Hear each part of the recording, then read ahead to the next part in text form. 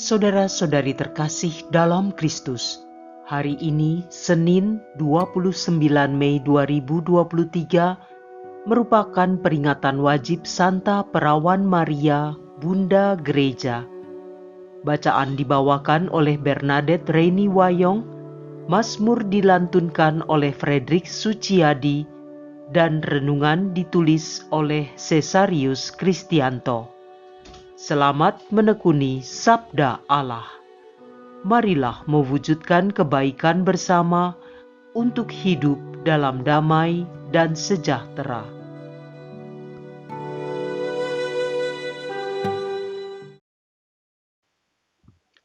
Dalam nama Bapa dan Putra dan Roh Kudus. Amin. Allah Bapa yang Maha Baik, syukur kepadamu atas berkat yang kami terima hari ini. Kami boleh menjadi pembawa kabar baik bagi banyak orang. Bunda Maria yang baik dan penyayang, belum pernah terdengar bahwa Engkau meninggalkan mereka yang meminta bantuanmu dalam setiap doa. Dengan harapan yang sama, kami memohon dengan perantaraanmu. Kami serahkan segala harapan dan permohonan kami, agar Engkau menerimanya dan menjadi perantara bagi kami kepada Putramu, Tuhan kami, Yesus Kristus. Amin. Bacaan dari Kitab Kejadian, bab 3, ayat 9 sampai dengan 15 dan ayat 20.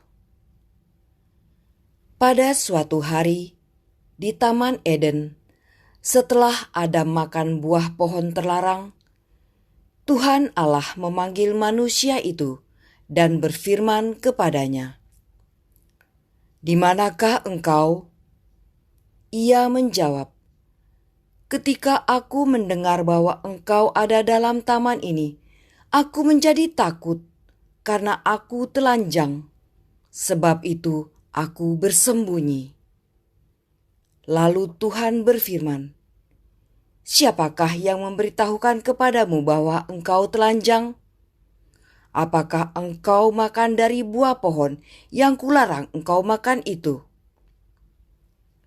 Manusia itu menjawab, "Perempuan yang kau tempatkan di sisiku, dialah yang memberi dari buah pohon itu kepadaku, maka kumakan." Kemudian berfirmanlah Tuhan Allah kepada perempuan itu, "Apakah yang telah kau perbuat ini?" Jawab perempuan itu, "Ular itu yang memperdayakan aku, maka kumakan." Lalu berfirmanlah Tuhan Allah kepada ular itu, "Karena engkau berbuat demikian, terkutuklah engkau di antara segala ternak dan di antara segala binatang hutan. Dengan perutmulah engkau akan menjalar, dan debu tanahlah akan kau makan seumur hidupmu. Aku akan mengadakan permusuhan antara engkau dan perempuan ini, antara keturunanmu dan keturunannya.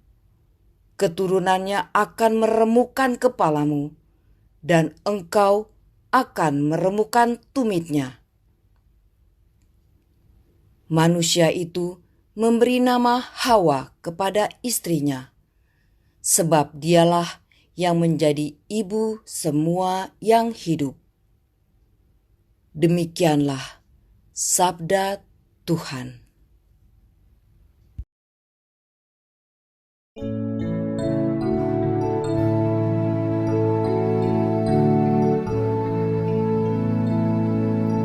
Pujilah Tuhan, hai segala bangsa. Di gunung-gunung yang kudus ada kota yang dibangunkannya. Tuhan lebih mencintai pintu-pintu gerbang Sion daripada segala tempat kediamannya aku. Hal-hal yang mulia dikatakan tentang Engkau, ya kota Allah. Pujilah Tuhan, hai segala bangsa. Tetapi tentang Sion dikatakan, tiap-tiap orang dilahirkan di dalamnya, dan Dia yang Maha Tinggi menegakkannya. Pujilah Tuhan, hai segala bangsa. Pada waktu mencatat bangsa-bangsa, Tuhan menghitung.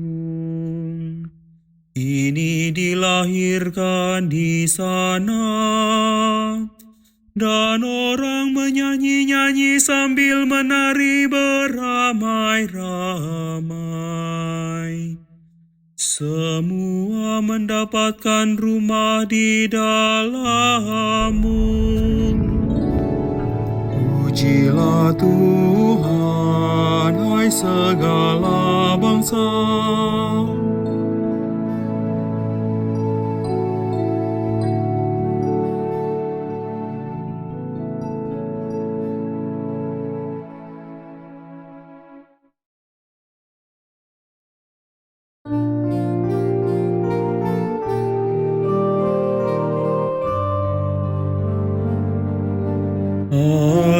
Haleluya, haleluya. Berbahagialah engkau, perawan Maria yang melahirkan Tuhan.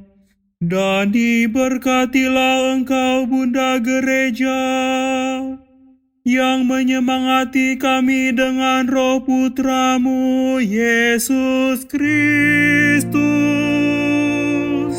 Haleluya, haleluya.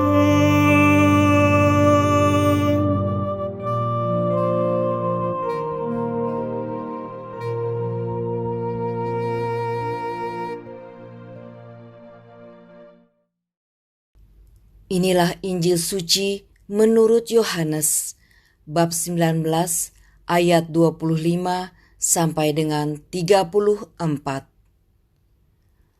Waktu Yesus bergantung di salib, dan dekat salib Yesus berdiri ibunya dan saudara ibunya Maria, istri Kleopas, dan Maria Magdalena. Ketika Yesus melihat ibunya dan murid yang dikasihinya di sampingnya, berkatalah ia kepada ibunya, "Ibu, inilah anakmu." Kemudian katanya kepada murid-muridnya, "Inilah ibumu." Dan sejak saat itu, murid itu menerima dia di dalam rumahnya. Sesudah itu, karena Yesus tahu bahwa segala sesuatu telah selesai, berkatalah ia supaya genaplah yang ada tertulis dalam kitab suci, "Aku haus." Di situ ada suatu bekas penuh anggur asam. Maka mereka mencucukkan bunga karang yang telah dicelupkan dalam anggur asam pada sebatang hisop, lalu mengunjukkannya ke mulut Yesus. Sesudah Yesus meminum anggur asam itu, berkatalah ia, "Sudah selesai." Lalu ia menundukkan kepalanya dan menyerahkan nyawanya. Karena hari itu hari persiapan, dan supaya pada hari Sabat mayat-mayat itu tidak tinggal tergantung pada kayu salib, sebab Sabat itu adalah hari yang besar. Maka datanglah orang-orang Yahudi kepada Pilatus dan meminta kepadanya supaya kaki orang-orang itu dipatahkan dan mayat-mayatnya diturunkan. Maka datanglah prajurit-prajurit, lalu mematahkan kaki orang yang pertama dan kaki orang yang lain yang disalibkan bersama-sama dengan Yesus. Tetapi ketika mereka sampai kepada Yesus dan melihat bahwa ia telah mati, mereka tidak mematahkan kakinya. Tetapi seorang dari antara prajurit itu menikam lambungnya dengan tombak, dan segera mengalir keluar darah dan air. Demikianlah sabda Tuhan.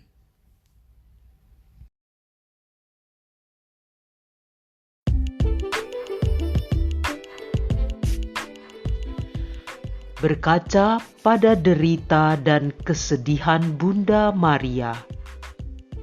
Renungan dibawakan oleh Maria Monica.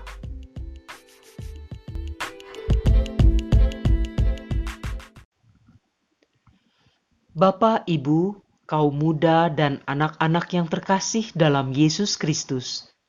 Salam sehat dan sejahtera untuk kita semua. Bacaan Injil hari ini menyampaikan pewartaan tentang kesetiaan Bunda Maria, dan pada bulan Mei, umat Katolik secara khusus berdevosi kepada Bunda Maria yang adalah Bunda Allah Putra dan juga Bunda Gereja. Dari bacaan Injil hari ini kita mendengar pada saat Yesus tergantung di kayu salib, Bunda Yesus berdiri di bawah salib. Ia tidak hanya berdiri diam di bawah salib. Dia bukan pengamat pasif yang menangisi kematian putranya seperti tampak pada gambar-gambar kudus. Interaksi yang terjadi antara Yesus yang tersalib dan Bunda serta murid yang dikasihinya yang berada di bawah salib menciptakan hubungan baru yang ditetapkan mulai saat itu, yaitu suatu hubungan yang berasal dari relasi antara Bunda dan Sang Putra yang diserahkan kepada murid terkasih yang ada bersama-sama di bawah salib itu. Hubungan yang ditetapkan ini adalah hubungan timbal balik antara seorang ibu dengan seorang anak, sehingga Bunda Yesus telah menjadi Bunda Sang murid yang dikasihinya. Bagaimana kita bisa memahami rasa sakit Bunda Maria yang memandang putranya sekarat di kayu salib?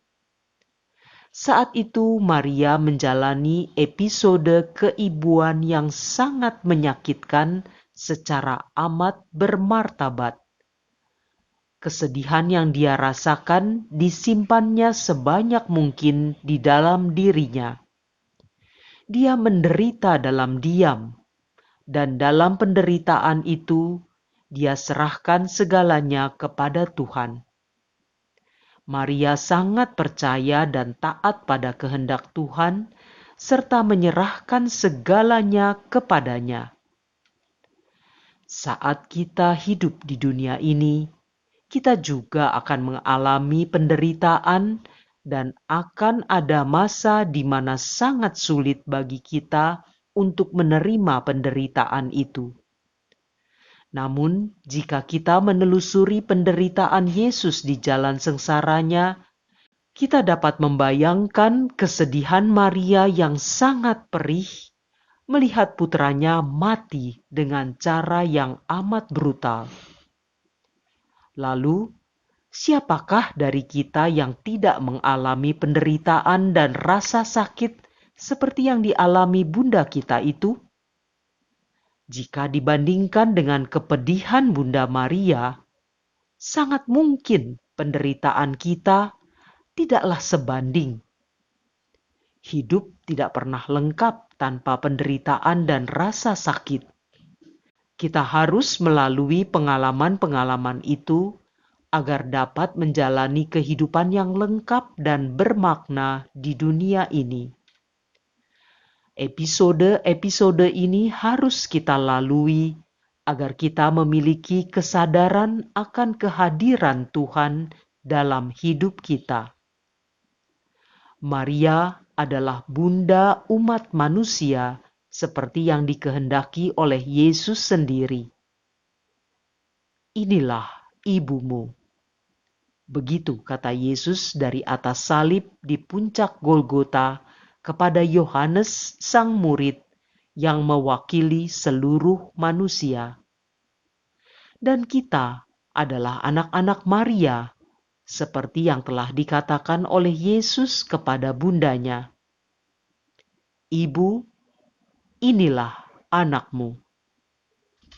Kita sungguh beruntung mempunyai bunda gereja seperti Maria yang amat mengerti apa arti derita dan kesedihan itu, sehingga kita bisa menghunjukkannya kepada bunda yang akan menolong mengurai simpul-simpul masalah kita dengan meneruskan doa permohonan kita kepada Sang Putra.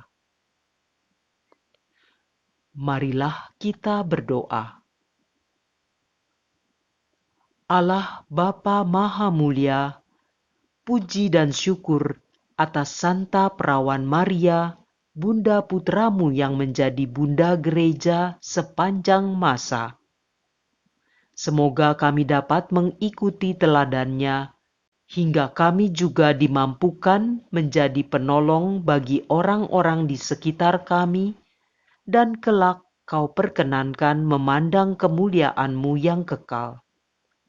Dengan pengantaraan Yesus Kristus Putramu Tuhan kami, yang bersama dengan Dikau dalam persatuan Roh Kudus, hidup dan berkuasa, Allah sepanjang segala masa.